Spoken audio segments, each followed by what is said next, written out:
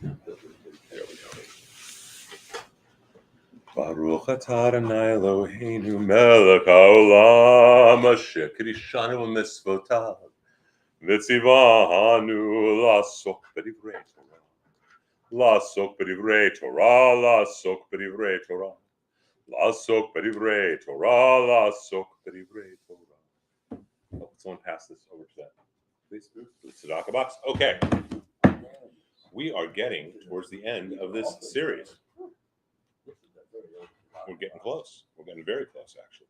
All right. So you, Larry, you and Taylor and Adam need to connect. I just sent out an email right now that I was thinking. Okay. Because I don't know if anybody's contacted the No, university. someone's got to contact Okay. Get 2 or 3 dates after the, sometime after the 24th, 25th, sometime after that, but before high holidays. Okay. Right. We should be done in 2 weeks. Although 2 weeks we're not going to have class, so we should be done in 3 weeks. Okay, so those are those things about that. We have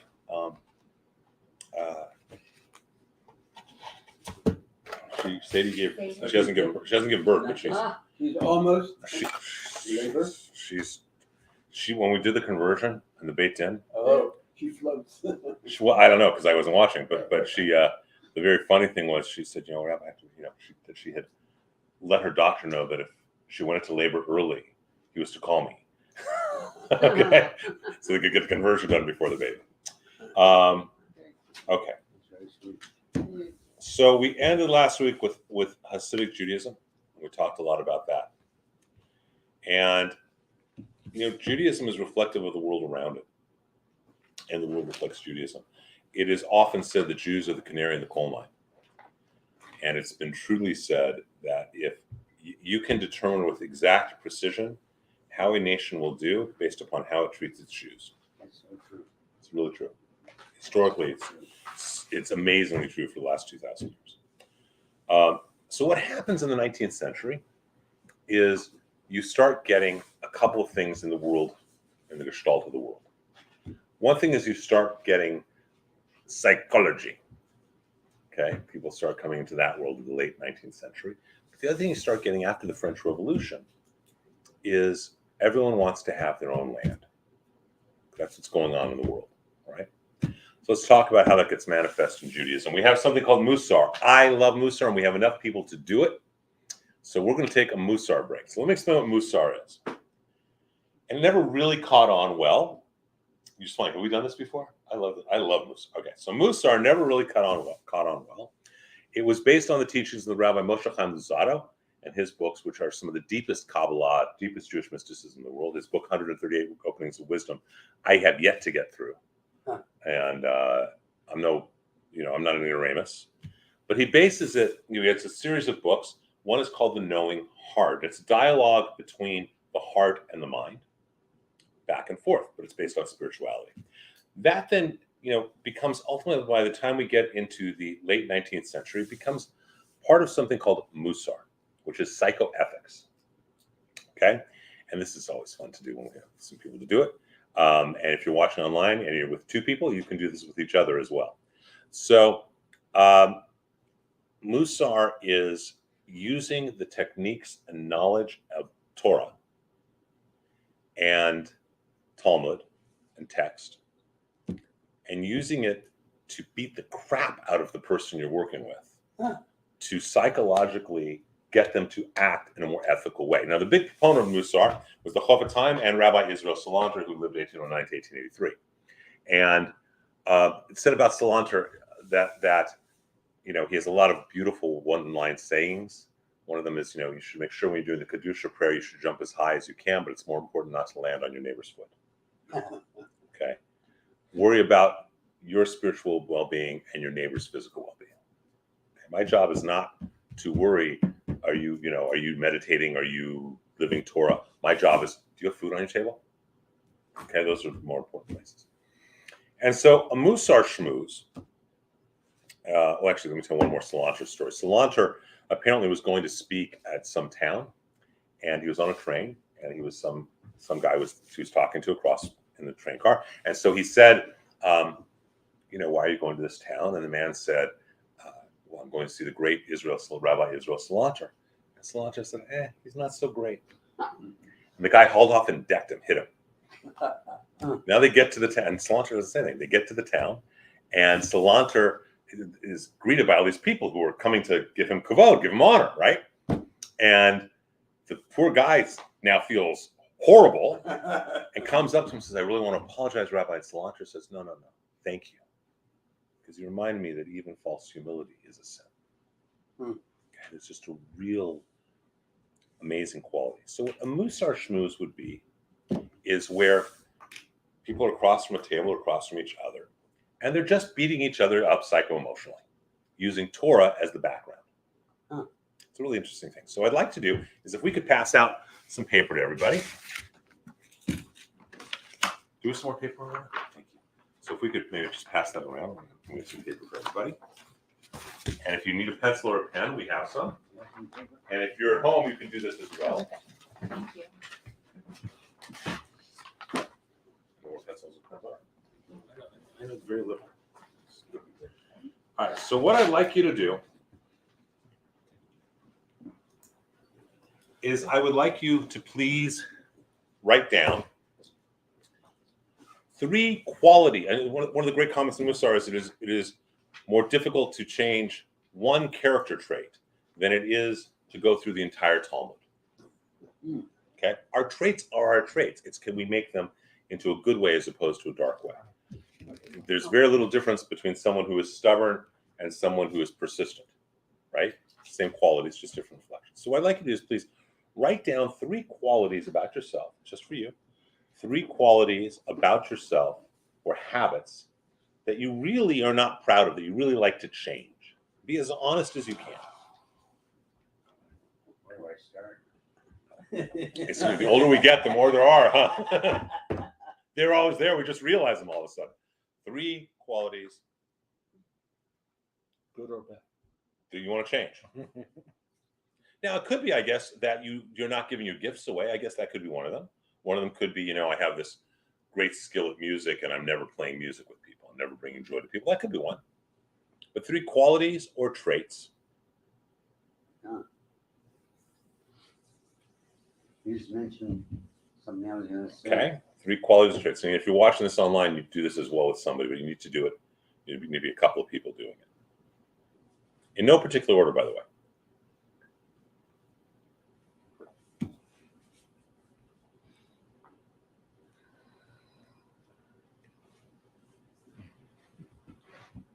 Three qualities or traits. See, it's you got to get honest. You got to get real. We all have lots.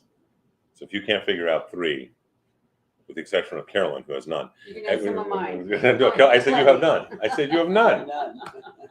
That's right. Oh, would you please have a conversation with your daughter that they need to go out of town next weekend? Please have that conversation. We'll find out what they're doing.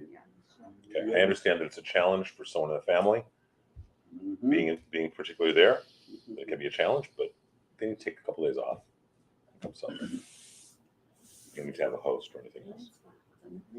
Big thing. Okay, 3 qualities. Qualities or personality traits, character, habits. Everyone got 3? Yes. You got 3? No, I can't. Helen has none. I have. You can have some of mine. I I'm saying because I asked her to be The older we funny. get, the more we realize. And the sad part is the older we get, the more we realize, then we realize we got less time to fix them. So, That's true.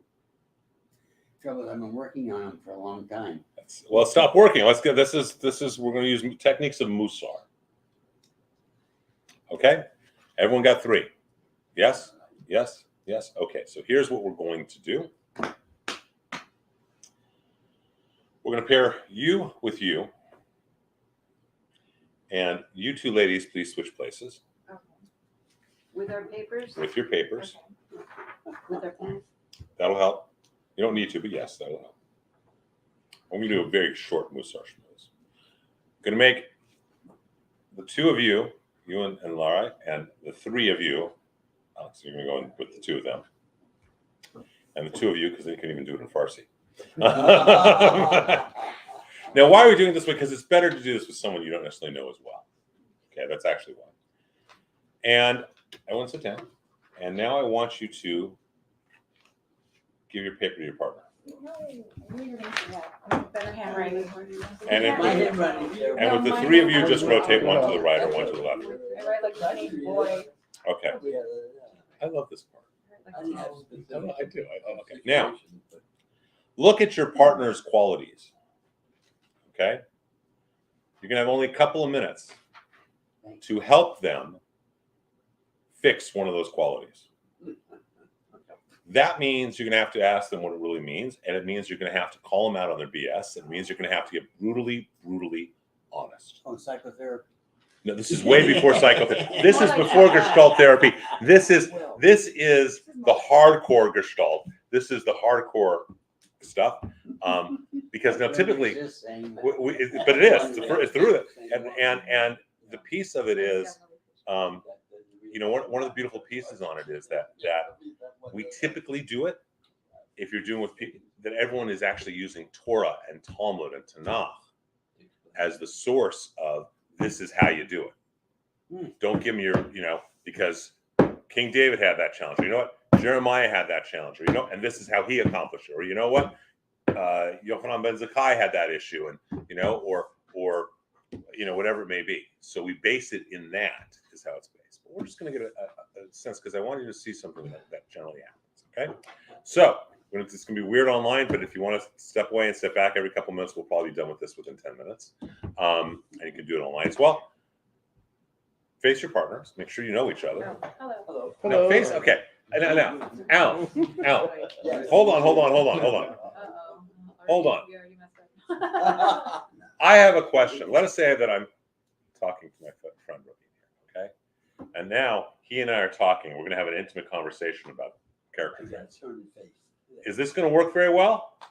Or what do we need to do? Face each other. Face each other directly. The three of you make a triangle. Okay. Determine who is partner A and who is partner B.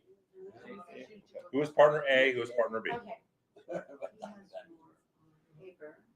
That's okay. So you guys are going to have to pick A, B, and C. You'll just do like 4 minutes. Okay? All right. Now, we're going to start. You switch to your papers. Person A, I want you to pick one of those qualities. And by the time a few minutes is over, I want you to have cracked the nut of the person that you're facing.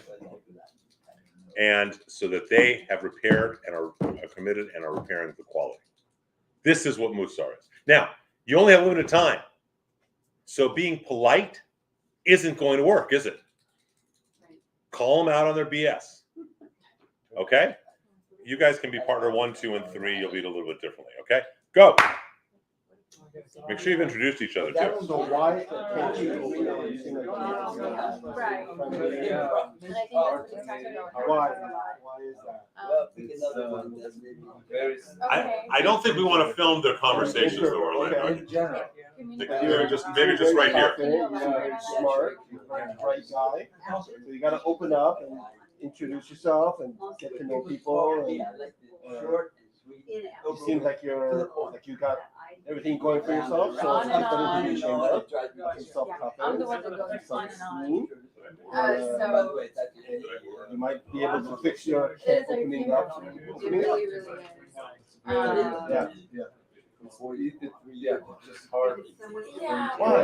I don't seem like you're just hard. I'd rather I'd rather observe and just be quiet, just be calm. Okay. But in general, like if I know people, You don't know when you won't go up to someone. Yes. You do that. Oh, yeah, very social. But I have the same problem as you do. That's my wife is she does it, I can't tell her I'm gonna do this or that. I think that's my problem.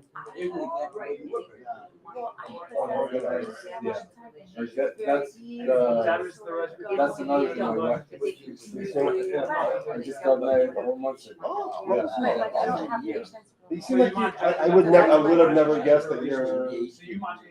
I would have never guessed that. You know, it's hard to talk about Okay. myself. You know, it's like, yes, what do I do? I do this, and then I don't do it too much. Even with my family. What's holding you up? What's the whole They make that for society. Come over, we talk, we laugh, they start asking me about my personal life. That's just a. Okay. You If know. you don't open up about personal life, it's different than opening up in general. Yeah, but then you meet like family, friends, like I sit around with friends that I know for 20, 30, 40 years. And we get together all the time, and then like I see this guy and that guy, they know about everything. Oh, how's your kids? Did you sell that business? Or did you go to that gym? Did you do this? Or the car and this. Do you feel like they're gonna judge you? Do you feel like you're gonna be different? Yeah, maybe subconscious. That's the first one.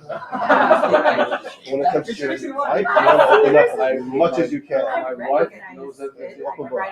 That's what something That's really parallel in many ways because but and it's really interesting because while Do you have trust issues with other people? Like you don't trust them? Or you...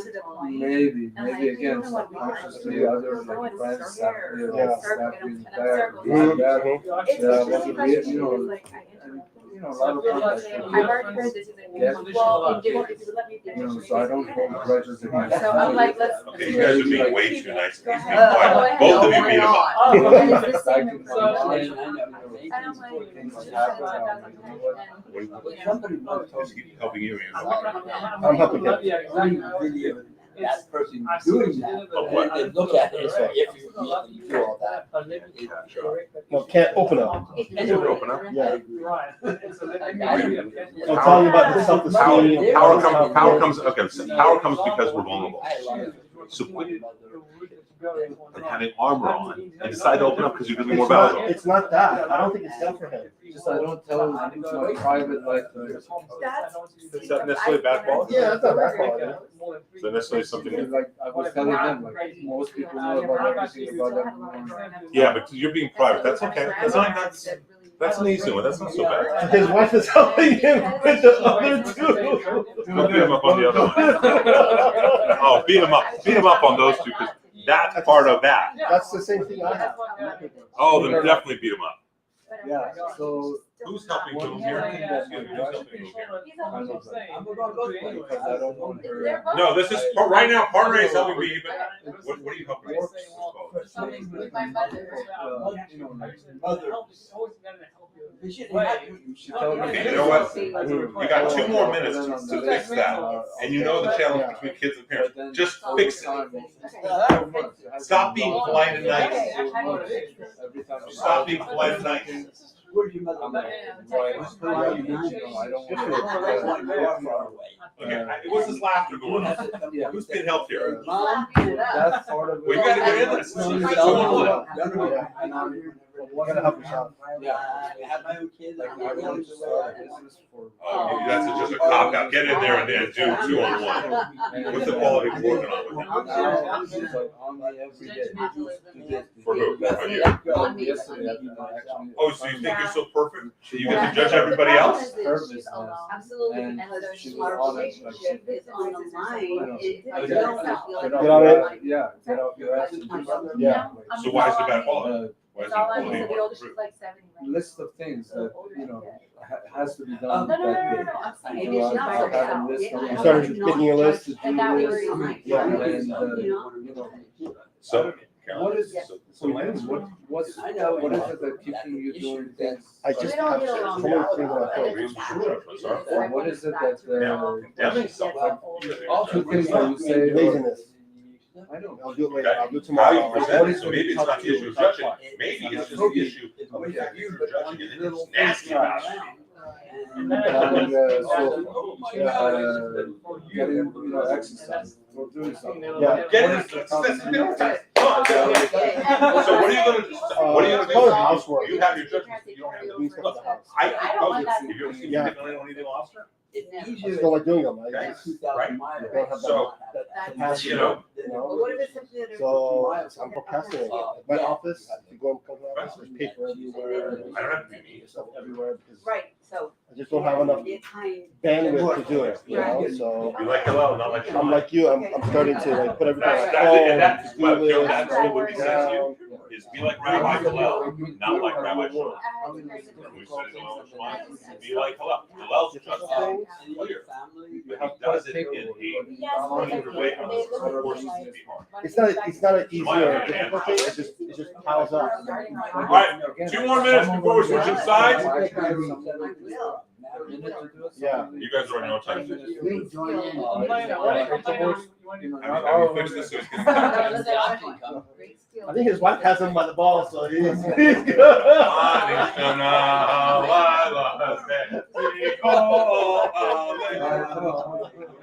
Diane knew. I think she started with Diane knew right away. You know what? You're still being nice. Rabbi. I mean, You know what the Persians do with Diane, right? With the scallions. Yeah, she started with Diane knew, we're like from day one. No, maybe I should start- Maybe you do, I don't know. Stuff I can get done So- first.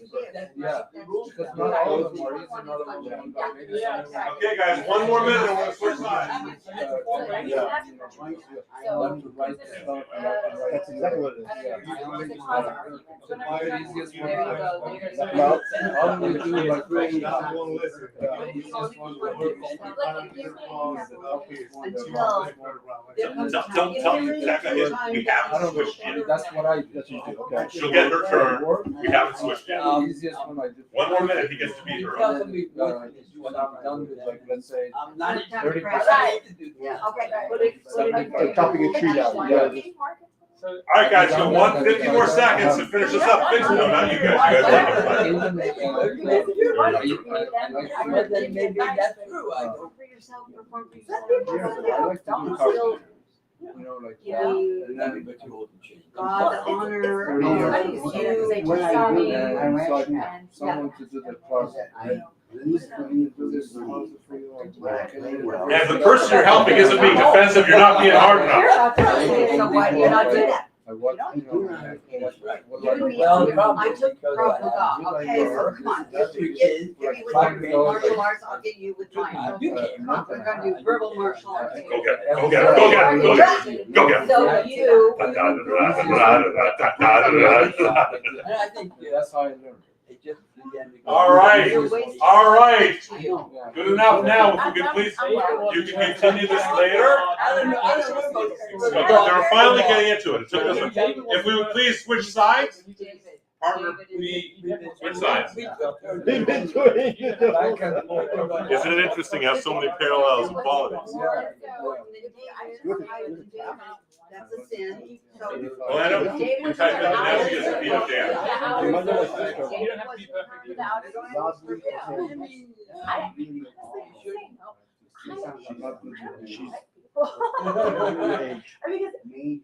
If I haven't hang out with her for like years, And so that is actually, right, that would be false. therefore, I want you to put it into, Was- I think was so. she- Concrete. this is it. Because they already This is have second it. marriage? They're already were set No. their ways. No. And see, we don't have and them. keep on. Cover the They're face. saying, we're talking about We've doing done a lot. that. I bet not just only one other. Because I need to know my Yeah. model. My sister's Yes. best There friend. you go. So, Right. I mean, again, the question is, do you want them to Jack and- So Jack's my brother. Oh, look, he's showing videos and pictures to get sympathy. Just beat him up.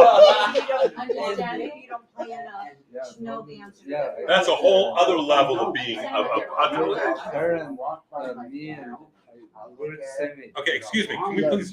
What if tomorrow your piano? I've already got beaten up enough. Not enough. And broke, you never play it again. Okay, so it's there, you're there, your hands were.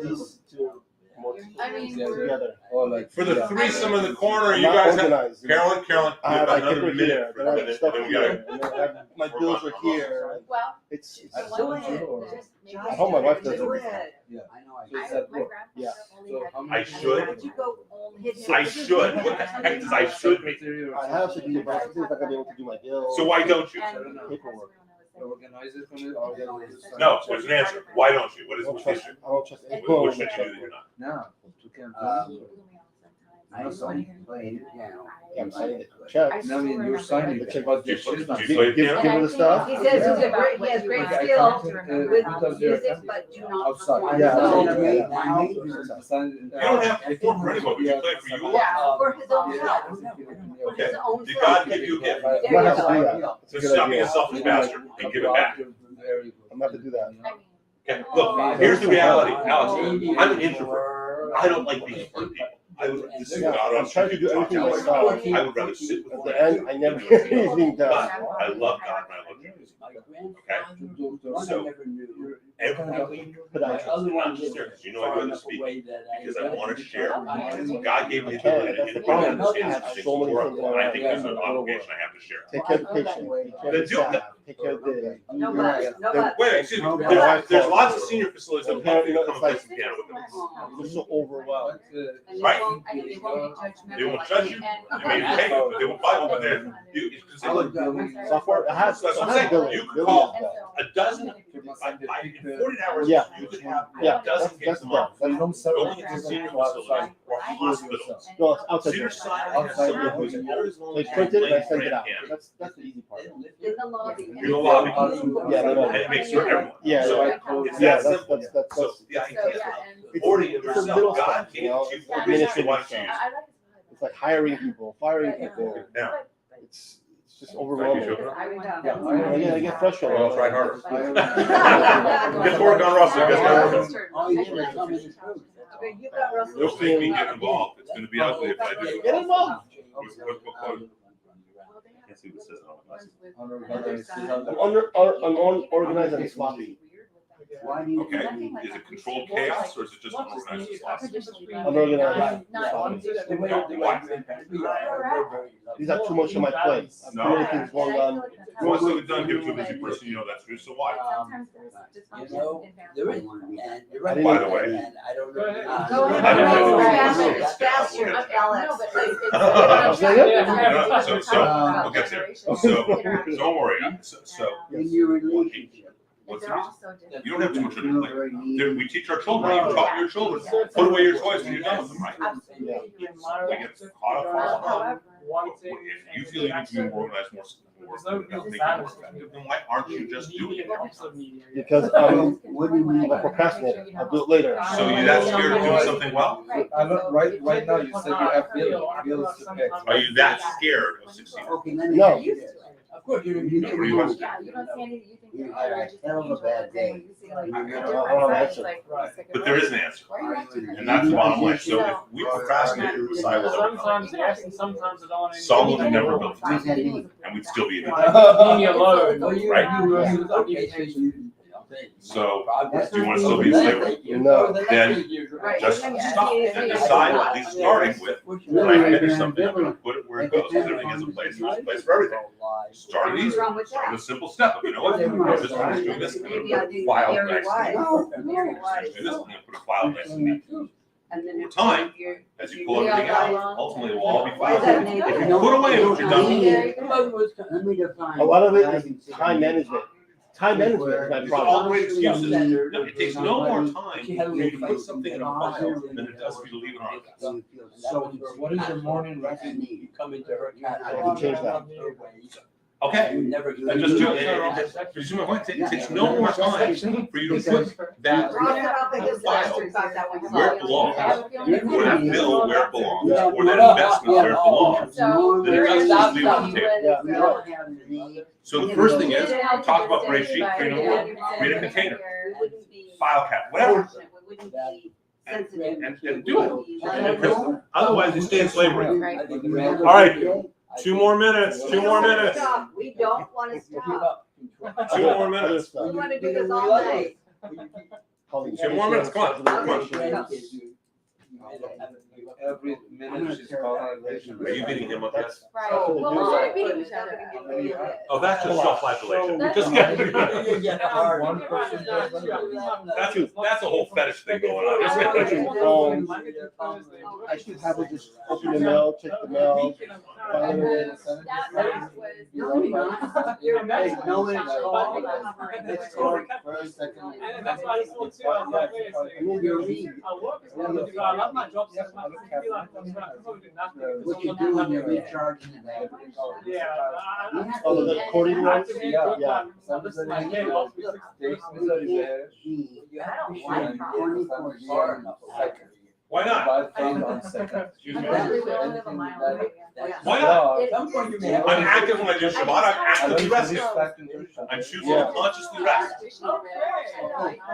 On the phone. That's why we have Shabbat. So, issues that you think you're lazy. I go to work, I start seeing patients. So you schedule time. I know what to do. Rabbi was and it was Rabbi. I gotta He knew he couldn't do I Shabbat. mean, I know where everything He knew he had is. 14 hours every day, waking It's time. not So organized. 2 hours a day, 1/7 of this waking time, I come he took go to work, himself first thing his I do, own I go personal. I start seeing patients. So it wasn't vegging out, it wasn't lazy, it was conscious I try to see a rejuvenation. patient. I I go on the computer, Yeah. print it out, send it. So start that you're just gonna take You Shabbat. like about face. No, and- Yeah, lunchtime, But start work. small, start very small. There's not gonna work. Allison doesn't check bills on Shabbat, that's how she started. Friday night. Okay, 25 seconds, 25 seconds.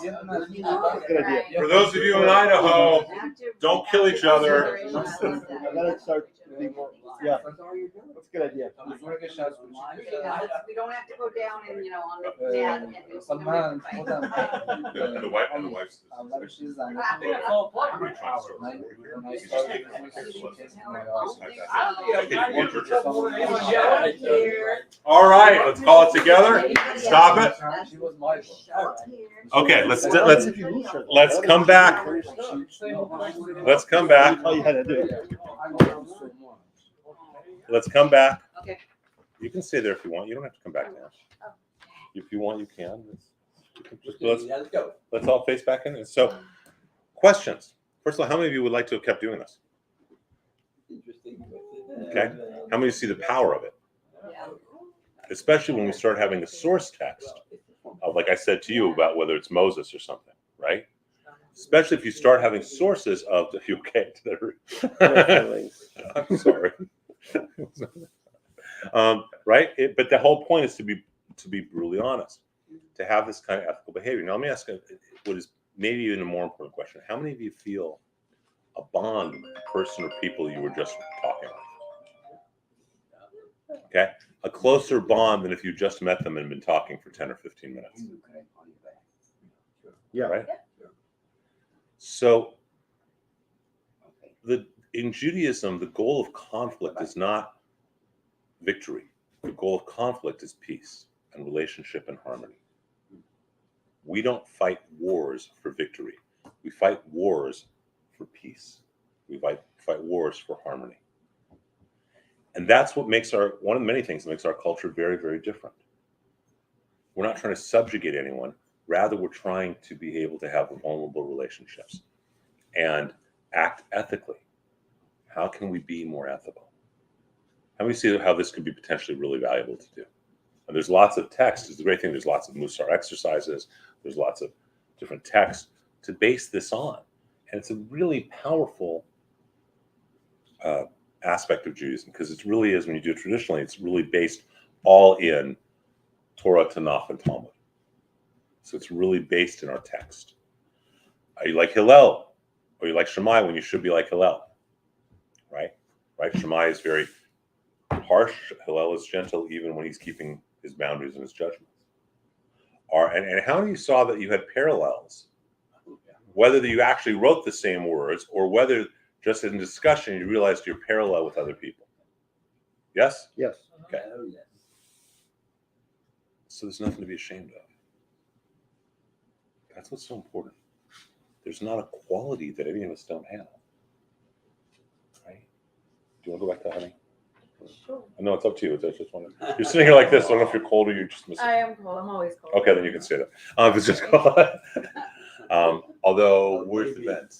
You're actually right under the vent. Okay. So you can switch on the other side of Alan. How's that? Then you won't be right under the vent. So none of us are alone in this journey. There's not a quality that any of us don't have. Any of us. All of us in one form or another procrastinate. We think we procrastinate. We feel like we could do better. All of us aren't as accomplished as we feel we should be. We're not doing as much as we feel we should be. Maybe we feel there's times when we're lazy. There's times when we're too judgmental. Times when we're too harsh. Times when we're what are some other ones that came up? These are some ones that I heard. That we're not patient enough. All of us have those experiences in our own life. And part of the power of Mussar is to recognize we're not alone in our darkness. There's not a quality you have that we all don't have. Okay? And it's easier sometimes when we're helping someone else to also see it in our own lives. You don't want to see the desk in my library right now. I promise you, Rubio. Okay? Between an uncle dying, a bar mitzvah, a double bar mitzvah, high holidays, and everything else in life, and another book that I was asked to write, you do not want to see my desk right now. Okay? What I'm saying is that we all have that, don't we? It's one of the reasons that the Baal Shem Tov used to say we should do everything with alacrity. If you feel, do it as soon as it needs to be done. If you're thinking I need to give charity, get it right then. Don't wait. I'll give it tomorrow. If you feel, I need to clean up this desk, well, do it right then, as much as you can. Alacrity really is this quality that Baal Shem Tov teaches that allows us to, in the moment, start to make change one small step at a time. In the book of Job, it says water wears away stone. One drop of water over time will wear away the greatest stone, won't it? Mm-hmm. But we've got to start just one drop at a time, and that leads to other drops. We say, Sachar mitzvah mitzvah, Sachar avera avera. The word of the good deed is the good deed. A good deed follows a good deed. And it's easier to do it. You want to be more vulnerable. You want to be less judgmental. You want to be more proactive. You want to, and by the way, what I was thinking of is that you're not giving all of your gifts away. That was the one that you didn't put down there. And you know what I'm talking about. So, and then I'm going to add the other one that sometimes you're cowardly about not giving away your gifts. How's that? You're glad you weren't with me, pal. Thank you. So right? Because Yeah. there's a truth to that. Yes. Okay. And all falls in with the same categories of how do we get things done? And none of us are perfect. That's the beauty in Judaism. One of the things I love about Judaism, one of the many things, is I can't relate to Christianity. Forgetting about all sorts of things, there's a basic concept I really can't relate to. The role model is God and perfect. I cannot relate to that. Abraham, Isaac, Jacob, Moses, Joshua, all these guys, all the women, Sarah, Rebecca, Rachel, Leah, Devorah, all of them, they all got a lot of narshkeit. Yeah. They all got a lot of stuff, don't they? And they accomplish what they accomplish. It gives me hope.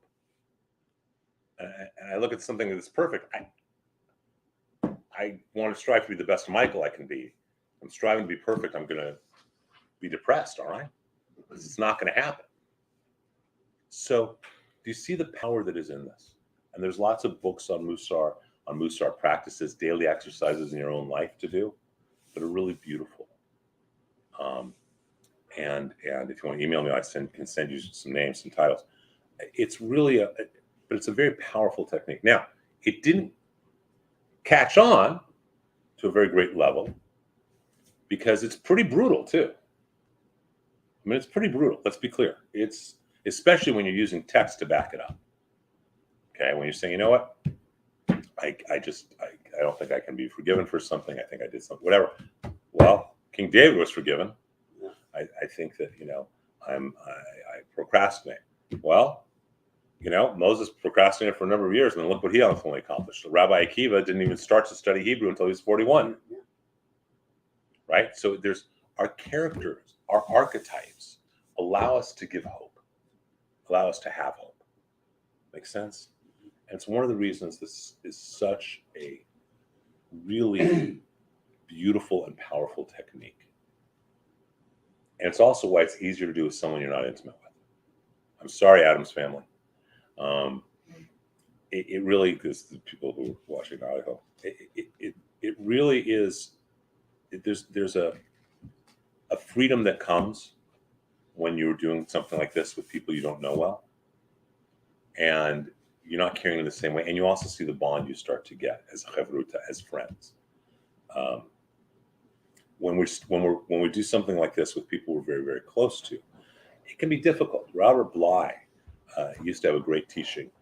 He said, we all fall into the patterns that we've had our whole lives. So we go back for family dinner. We're 40 years old. We go back to family dinner with our 70-year-old parents. And all of a sudden, we're the 10-year-old boy again. Okay. So what Bly used to say is in the middle of that meal where everyone's, kind of going down a toilet bowl, so to speak, right? Everyone's going back in their patterns. Bly used to say, in the middle of the meal, you should just go, ah! Stand up and do that, because if you do that, it will shift things. Okay? And it's true. When we can shift people in whatever way, it makes a difference. People say, why do you have long hair? Which no one noticed. I actually cut 7 inches off because of bar mitzvah. But one of the many reasons, including the fact that I like my wife playing with it, but besides that, one of the reasons is because people look at me, especially younger people, and they think, if I'm in a suit, they think, oh, he looks like a biker at a wedding. As opposed, and then when I start talking Talmud, it takes them from where they're comfortable, and because there's a whole perceptive reality change that happens, and it knocks them off, and they can hear it. The same words from me that might be taught by a guy with a long beard, they're tuning out the guy with the long beard and the black hat. But if I teach it, because it doesn't look like it's going to come out of my mouth, it shifts them.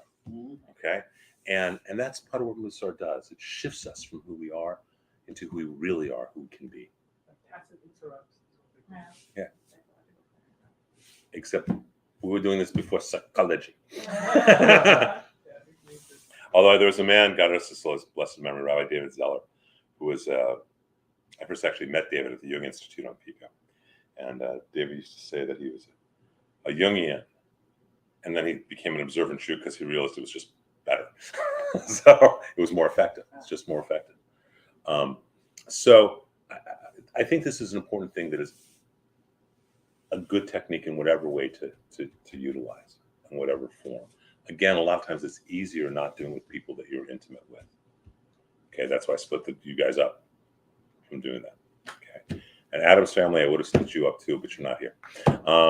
So this goes on through, I think I'll put this Dan Adams messaging me. Oh no, okay. So this goes on in the 19th and early 20th centuries. Really, the movement goes on. They say Salanter dies in 1883. The Prophet Chaim, these different people, but it really never catches on the way Hasidic Judaism did. What else happens in the 19th century is that, yes? Okay. So what else happens in the 19th century is everyone wants to have their independence. And so you start getting the formation of modern Zionist movement. Okay, we need our own homeland. Everyone wants their own homeland, right? Slavs want their homeland, the Czechs want their homeland, everyone wants their own homeland, and we are no different. Okay? One of the leaders in that early movement was a man named Theodore Herzl. It was 1860 to 1904. He has the statement that we have right up there. It says, if you will it, it is no dream. The second part of the statement is, and if you do not will it, a dream it is, and a dream it will remain. Okay? If one of your qualities is procrastinating, put that up in your room. Yeah. The whole quote. Okay. And he really starts working together along with people from other places, from Russia, from England, from Germany, and they start to create this model. We need a Jewish homeland. And ideally, we want that homeland to be Eretz Israel, our traditional homeland of thousands of years. And let's be clear, I'm just going to put this out right now. There's no such thing as a Palestinian. A Palestinian is a Jordanian who was thrown out of Jordan because where they were, and they're Jordanian in exile. They are not related to the ancient Philistines. They are Israel has not forget about being committed to Torah. We know that we have been there for thousands of years. In fact, there's a great story that at one point in the UN, the Israeli foreign minister, and you've probably heard this, the Israeli foreign minister for the UN got up and he was supposed to speak, and he said, before I start speaking, I'd like to tell you a biblical story. Moses was in the land of Canaan, and Joshua was in the land of Canaan, and Joshua was there, and he was bathing. This is, he said, and as he was bathing, he got out, and all of his clothing, he was watching a Palestinian run away with all his clothing, having stolen. And the Palestinian minister gets up and says, "We weren't even in that region." And the Israeli minister goes, "My point exactly, and now I'll start my speech." Okay. But it's a great story. I read that the Dreifus Trial was the real start of contemporary Zionism. It affected Herzl greatly. Yeah, it's part of what it is. They realize, but it's the whole gestalt of the world wanting its own. Yeah. Had the Dreifus Trial happened in 1650, it would not have birthed the Zionist movement. Because nationalism was Right, because nationalism was not part of the gestalt of the world. right. Okay, so Herzl does all this, and there's some things that are seminal pieces to know. Number one, in 1917, we have the Balfour Declaration, which is effectively a document from the English government through which Israel, and I call it Israel always, through which Israel was being promised to the Jews. Okay, that if we win the war, we're going to end up having this is going to be an Israeli state, and that's used as a linchpin for Zionists to say, "See, this we were being even told this by the English government." Okay, there are some great leaders. Chaim Weizmann, the first president of Israel, David Ben Gurion, the first prime minister, and you can look up. All these were warriors. Golda Meir. Golda Meir was actually not born in Israel. She was American. She was where? Wasn't she born originally in Ukraine? Oh, I thought she was born in Cincinnati. Maybe I'm wrong. You could be right, but I think of her as being from Ohio region. Actually, I'm not sure. I know she came from Ohio. She came from Ohio to go over there. Yeah. And Golda was the prime minister, and Moshe Dayan, who was a great hero general, he had the eye patch. And the guy I really want to talk about for a moment is Rabbi Avraham Isaac Kook. So what happens when you have the early Zionist movement is you've got Jews who want to get out of Eastern Europe, Russia, okay, and they want to, because they're getting the bejeebus kicked out of them all the time in pogroms, okay? And then you've got other people who, for whatever theology, want to go to Israel and create a state of Israel. And then you've got people, mostly from England and America, who want to create Israel, but they're not necessarily going to move there. They're going to financially support. So part of what happens is the English and Americans end up paying, and the Russians come over, and the Eastern Europeans come over. Okay, go ahead. Wasn't the Rothschild family a major contributor? I've heard it both ways. I'm not sure. I suspect they were, but I don't know that. Okay, and they're all over. They're all these things. But he did. The Rothschild family, I think, was involved in pressuring through Lord Balfour. Right. So you have these people coming in, and they're coming into Israel, and you have waves of immigration going into Israel. And then what happens is you have a problem, because you have people who are effectively socialists who have moved to Israel. They're on the land. They're tending the land.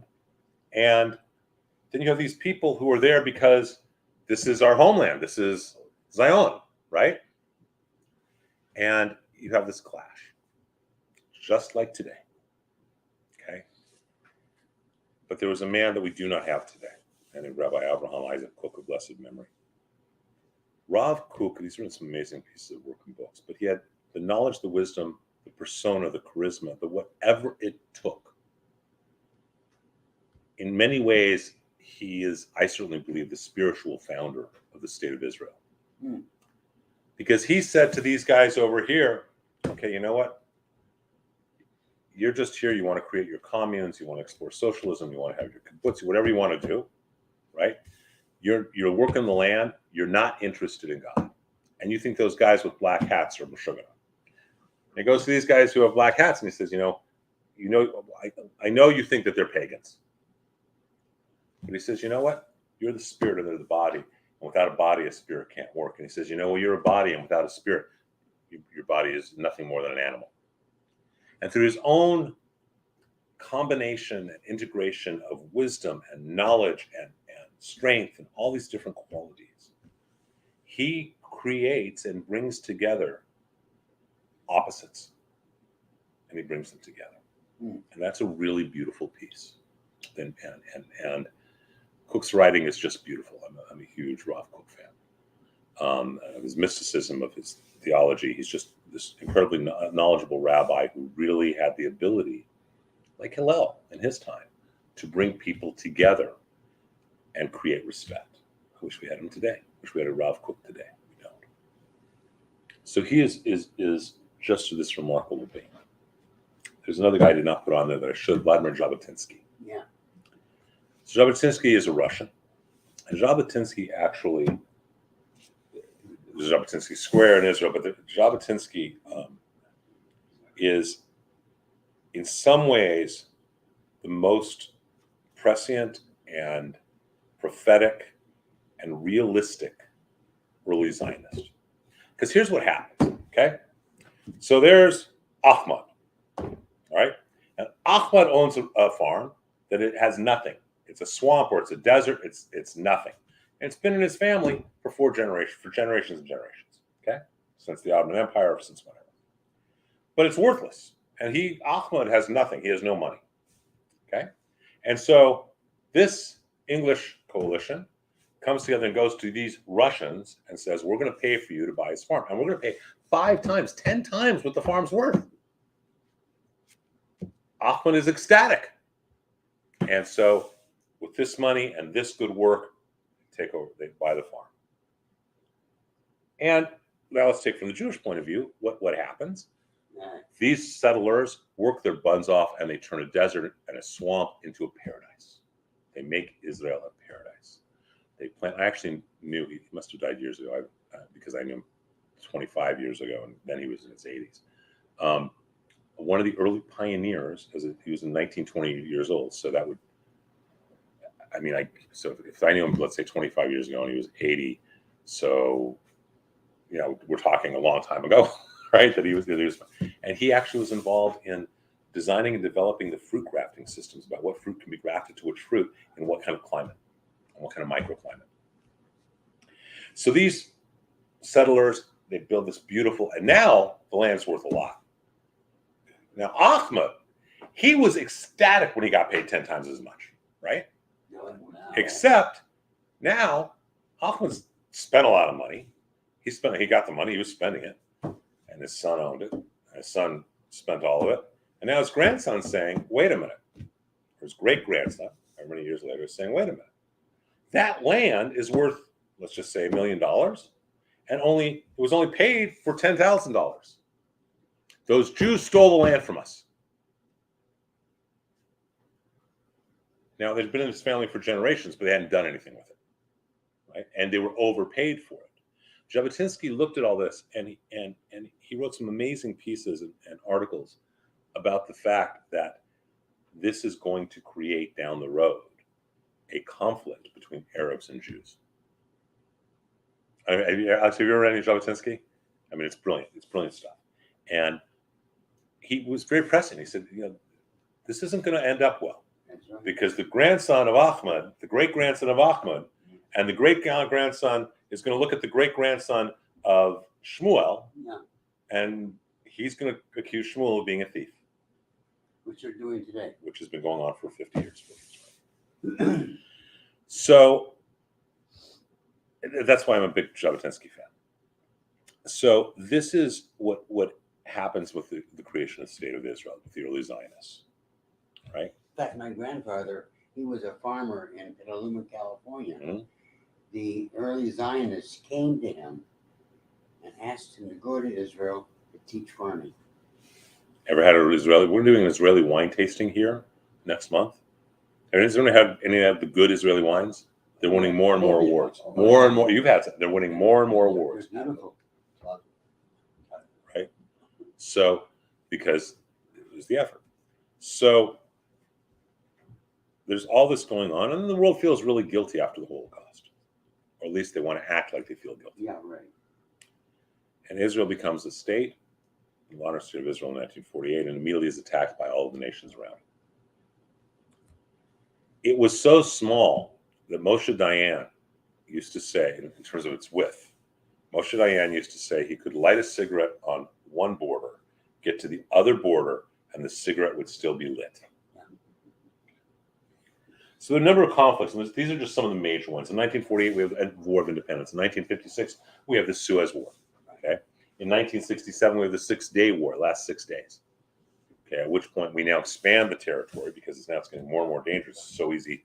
We need to have some more buffer zone. We get to Golan Heights, which was just this horrible, horrible part of the war where we lost so many people. We get Sinai Peninsula, and we get it becomes Gaza and the West Bank, and that, and 67 where we have that, where Diana's the hero. In 73, we have the Yom Kippur War. How many of you were in temple on Yom Kippur? So I remember this. I was in a child service, in the kids' service. And the service was stopped by the rabbi walking in and saying, we've just been bombed. Yeah. Okay. We end up, succeeding in that war. And part of the reason was because of what's called Golda's Balcony. And if you want to see a really interesting movie, look up a movie called Golda's Balcony. It was directed by Jeremy Kagan. It is a documentary about Golda's Balcony, and it's a double entendre. Golda had 2 balconies, her balcony in Tel Aviv and her balcony overseeing the nuclear weapons development. And apparently, from all reports, nukes were in the sky. And Golda was very clear with Kissinger, if you don't help us more, we're not going to go down the way we went down the Holocaust. We will make this place a parking lot. We will make the Arab nations a parking lot because we're not going to go through it again. And that's when America, Kissinger and Nixon convinced them. Isn't that where the Secretary of State or? Yeah, it was Kissinger. No, was he was with Nixon. Kissinger was Nixon's Secretary of State. No, he was the Secretary of State. He was a general. Oh, I forgot his name, but he put on planes anti-tank weapons. I understand. I'm sure. Flew them into Israel. I have a book at home written by an Israeli correspondent. A buddy of mine went to Israel and got it for me, and it goes into everything that happened in the Sinai. It was really an intense time. It was a close run thing. It was very close to nuclear destruction in many ways. Right. People don't realize. People do not realize that, how close we were. And in 1980, then you start getting to the 80s, 82 Lebanon War, 87, 93, the first Intifada, 2002, 2005, the second Intifada, 2006 Lebanon War, 2014 Operation Protective Edge, all the different things that we've all seen in the last number of years. Here's the thing to understand. There's not one war that Israel ever started. No. Not one. Either they were attacked and then they defended, or it was a credible threat that they clearly were about to be attacked and they preemptively took care of it. Not one. And go ahead. There's a story, I don't know how true it is, but that Golda Meir and the Israeli intelligence were telling her in 73 that they were going to attack. Yeah, apparently the Yom Kippur was not the surprise we all thought it was in 73. Because they were pre-warned, their Israeli intelligence pre-warned on it. But Meir did not want to start the war. She said, we'll absorb the attack first. And that's something to understand about Israel. Why does Israel need America's support? When Israel goes to war, everybody goes to war, right? Everyone's on a reserve. Everybody goes to war. Right. The problem isn't whether Israel can win the war or not. there's two other challenges. Number one, they want to win the war in a way that, because of their own values and ethics, it's the Israeli Defense Force, not the Israeli attack force. They want to win without ever having or having as little civilian casualties as possible. Number one. Number two, and that's difficult. That makes it much longer than it would have to be. When Israel goes to war, since everyone goes to war, they could win the war but lose the peace because their entire economy shuts down. That's why we have an organization like JINSA, organizations that support Israel, and why we need to make sure America is always supporting Israel. Because what people don't think about is, and let's look back to Golda Meir's time, right? If it, God forbid, came down to we have to launch a nuke or we're going to be destroyed, what does anyone think that the pioneers of Israel or the sons or grandsons or grandchildren of Holocaust survivors are going to do? Okay, so we need as Americans to really support Israel, because otherwise, God forbid, what can come. And we also need to really support Israel as I actually learned this from all people from Marco Rubio. Yeah. Okay, I was at a brunch in 2016. I actually had asked him, about Israel and stuff, where it stands for. He made the most interesting comment. He commented about Israel being our only, all these different things. And he said, look, there's a whole other issue why America has to support Israel. They are traditionally our strongest ally. If we betray Israel, every other ally is going to wonder when are we going to betray them. So to keep all of our other allies like Japan and all the other countries, they need to see that we're always taking care of Israel. By the way, did anyone hear what happened just this past week with Marco Rubio? Yeah, he got attacked. Yeah, I just wrote an article about it. Yeah. He was accused of being anti-Semitic. So he put his because he nailed George Soros. He wanted in the reconciliation process, he wanted to have it very clear that Soros-backed prosecutors need to prosecute for crimes, which is a Jewish value. The law of the land is law. That's right. And Randy Weingarten, who is the president of the American Teachers Federation, or whatever it's called. Jew. Well, she is. I mean, she's married to a rabbi.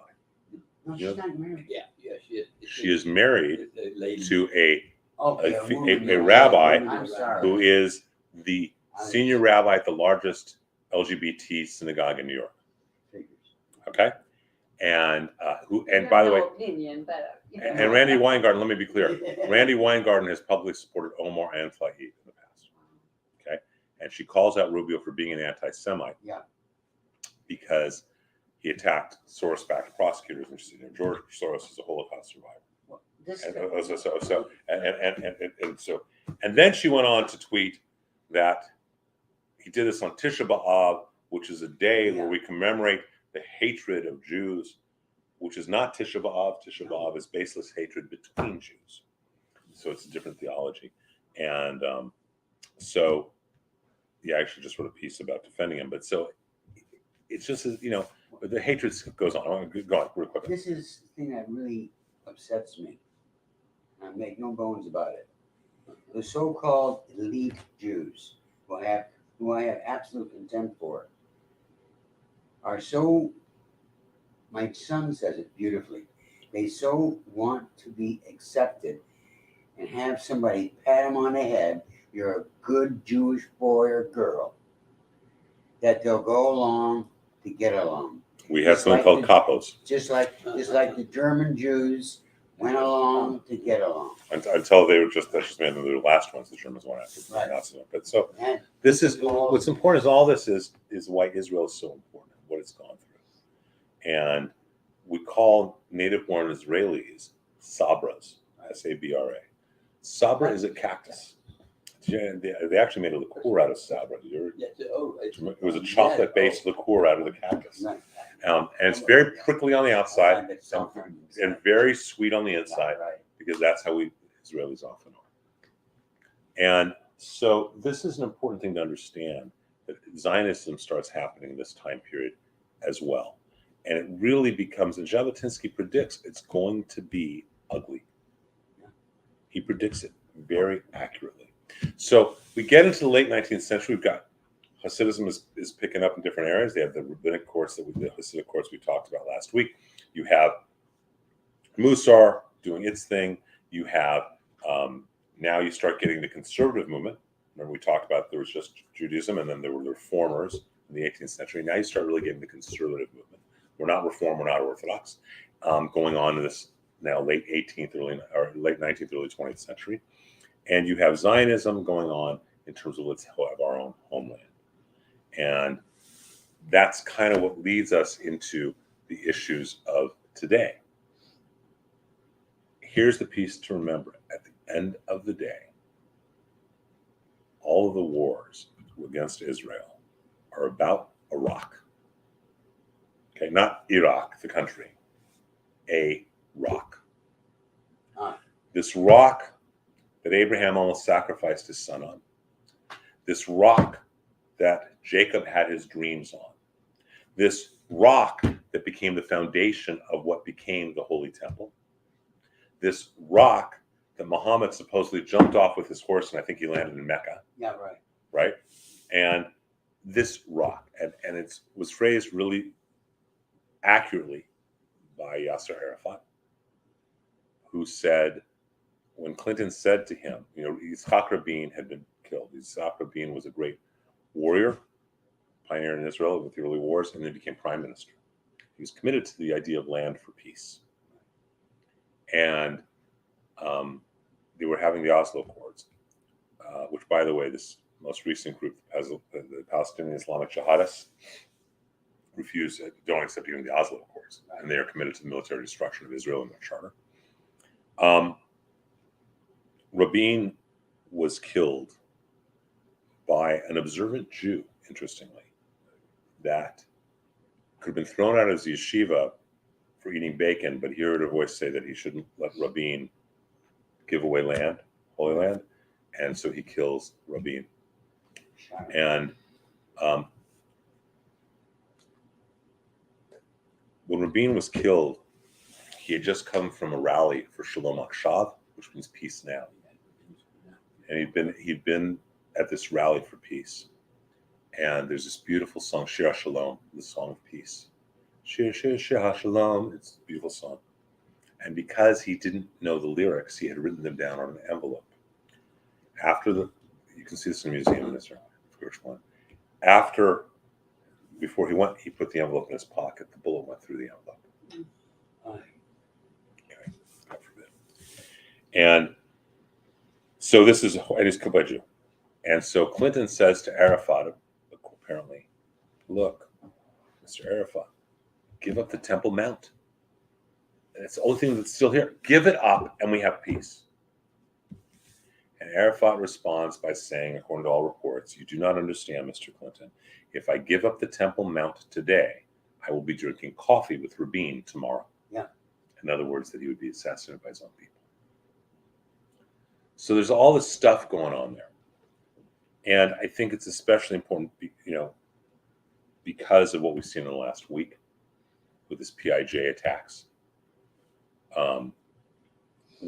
And by the way, just as an aside, George Soros, because we were talking about him for a moment, there's apparently no record of him giving to any Jewish cause except J Street, an undisclosed amount. He's not like Stanley Black or Vera Guerin or Jonah Goldrich, any of these people, Nate Chappelle, who gave to Jewish hospitals and Jewish causes. So, no, I'm not going to let you talk because you're going to get I don't want to pick on Mr. Soros. I don't know. But it's really important to recognize that what we just saw with the Palestinian Islamic jihadists attacking us, they just threw over 1,000 rockets at our country. And the one that failed. And the ones and they were the ones, their failing ones killed their own people. And the sales, yeah. But now, see, when they've always done that. But now, it's on camera, exactly. Right. There's a great photo, I want to say it's probably from the 80s, a great photo of Palestinians, and it's a photo of all these Israeli soldiers and this little kid throwing rocks at them, this little Palestinian kid. And won all sorts of awards. And then someone had taken a photo of the photographer. And you realize the big photo it's all staged. Yeah. It wasn't actually going on. Now, this time, there's a video. It's like, don't tell us, here's your video. This was their rocket. They killed their own people, and they wanted to blame us. You can't. So these issues and what happened in the development of Israel are still taking place today. Now, one of the challenges in Israel is a coalition government, it's parliamentary system, which often means that the smallest party or one of the small parties has the most leverage because they can go to one coalition or the other. But there's another bigger problem in Israel, which is the same problem that was there 100 years ago. You have people who are there because this was the land promised to Abraham by God in the Torah, and that's their idea. And then you have people there who are secular Israelis, and they don't get along. Right. And we need a Rav Kook. We just don't have one who's appeared in the world yet. So, it's the same issue. It's a religious state, but it's not a religious state. No one picks on a country that's not a religious state. They just say it's a secular state. No one picks on a religious country, any of the many Muslim countries that are they're a religious state. We have in the current coalition, the Pete's government, there is an Arab coalition in it. Okay, so you need to understand all that when it comes to Israel. Rabbi Shlomo Schwartz, blessed memory, Schwartz used to say that every Jew has a home. It's Israel. Yeah. It is our home. And the one home that we have, and we need to take care of it. They are the frontline defense against anti-Semitism in the world. And, there's two rules I have from the pulpit. One, I won't speak politics from the pulpit, other than to call it anti-Semites. And two, I'll never badmouth Israel. I don't care what they do. Yeah. Because the moment a rabbi badmouths Israel, the anti-Semites can say, look what the Jews are doing. And to just tag it with what you were saying about the self-hating Jew. Yeah. What was it, a year and a half, 2 years ago when they were attacking Israel with all the bombs, with all the rockets? About a year and a half, 2 years ago, right? 2 years ago. There were over 100 cantorial and rabbinic students from different seminaries wrote a public letter condemning Israel and supporting Palestine. Yeah. And I wrote an article about that, of the fact that I'm not angry at them. They're just useful idiots. But every one of their deans in every rabbinic school and every cantorial school where they were should have thrown them out. Yeah. And when I wrote the article, I actually put down the email addresses of all those deans. So it didn't do any good. But the point is, we need to always support Israel. It's really, really important. How many guys from Iran ended up in Israel, either on the way here or stayed there or whatever, right? How many people from South Africa? Yeah. When they've had challenges. How many people from any country? That is always accepted to us. So that's kind of what goes on in the late 19th and early 20th centuries. The big things are, we'll talk next week about the conservative movement, but the big things theologically are Mussar, and Zionism becomes its own reality. Okay? What do you guys think? Mussar fun? Yeah. And Israel it's interesting stuff, and we need to know it. So I'm going to say thank you with all the people watching so that Orlando can turn off before Alex goes off. And we'll see y'all next week at the same Yiddish time, and same Yiddish time, same Yiddish station. So Rabbi, I'm